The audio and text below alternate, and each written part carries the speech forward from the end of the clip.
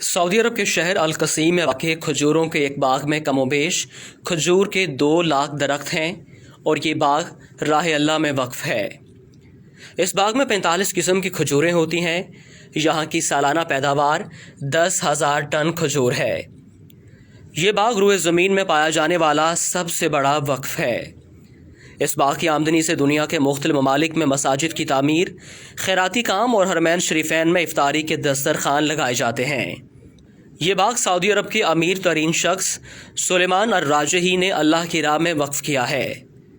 सुलेमान अर-राजही ने गुर्बत में आंख खोली। वो स्कूल में पढ़ रहे थे कि एक दिन स्कूल इंतज़ामिया ने तफरीही टूर तश्कील दिया और हर तालिब इल्म से 1 रियाल जमा करवाने को कहा। ये घर जाते हैं मगर वालिदैन के पास 1 रियाल तक नहीं होता। ये बहुत रोते हैं। टूर के लिए जाने की तारीख करीब आती है। इधर उनके समाही इम्तहानात का रिज़ल्ट आता है। ये क्लास में पोजीशन लेते हैं और एक फ़लस्तीनी उस्ताद बतौर इनाम उन्हें 1 रियाल देता है। ये दौड़ते हुए तफरीही प्रोग्राम के मसूल के पास जाते हैं और 1 रियाल जमा कराते हैं। ये अपनी तालीम मुकम्मल करके जद्दा शहर में एक कमरे को बैंक का नाम देकर काम शुरू करते हैं। मुख्तसर अरसे में अर-राजही के नाम से बैंकों का एक जाल पूरे सऊदी अरब में फैल जाता है। सुलेमान अर-राजही अपने उस फ़लस्तीनी उस्ताद की तलाश में निकलते हैं। उस्ताद से मुलाकात होती है। वो रिटायर्ड हो चुके होते हैं। मौशी हालात ऐसे कि घर का चूल्हा चलाना मुश्किल हुआ पड़ा है। राजही अपने फ़लस्तीनी उस्ताद को गाड़ी में बिठाते हैं और उनसे कहते हैं कि मेरे ऊपर आपका कर्ज है। उस्ताद कहता है, मुझ मिस्कीन का किस पर कर्ज हो सकता है। राजही अपने उस्ताद को याद कराते हैं कि सालों पहले आपने मुझे 1 रियाल इनाम दिया था। उस्ताद मुस्कुराता है कि आप अब वो 1 रियाल मुझे वापस करना चाहते हैं।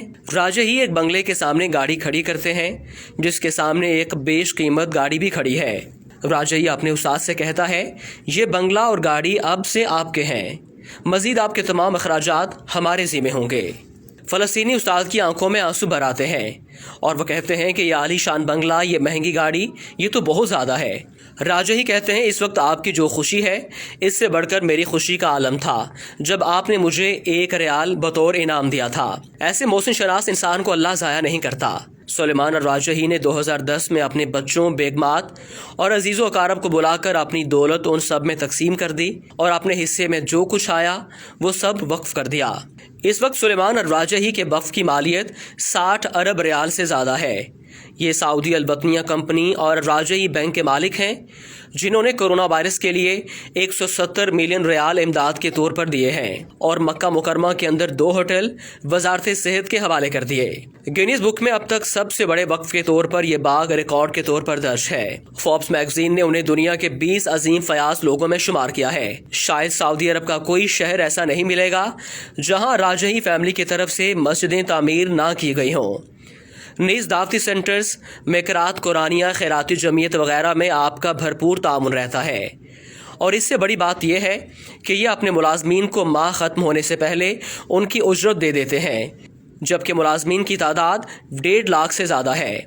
इस अजीम हस्ती का इंतकाल हो गया। इन्ना लिल्लाहि व इन्ना इलैहि राजिऊन।